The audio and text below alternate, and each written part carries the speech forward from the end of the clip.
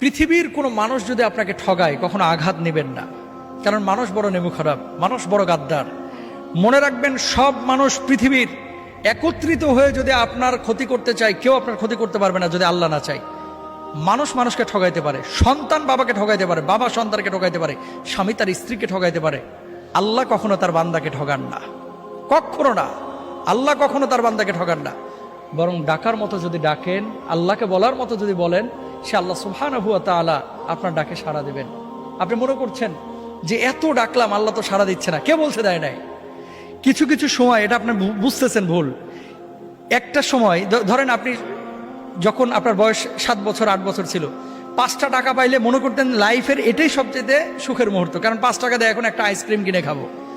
কিন্তু ওই সময় যদি 5 কোটি টাকা আপনারা দেওয়া হতো, 5 কোটি টাকার ভর আপনি সামলাইতে পারতেন না। এই 5 কোটি টাকা আপনি কি করবেন, তাই না?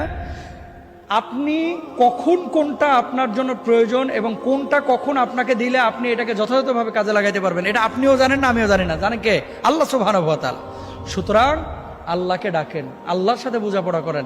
শুধু রিজকের পেছনে না ছুটে রিজিকের মালিকের পেছনে ছুটেন। পৃথিবীতে কে কষ্ট দিল, কে আপনার তিরস্কার করলো,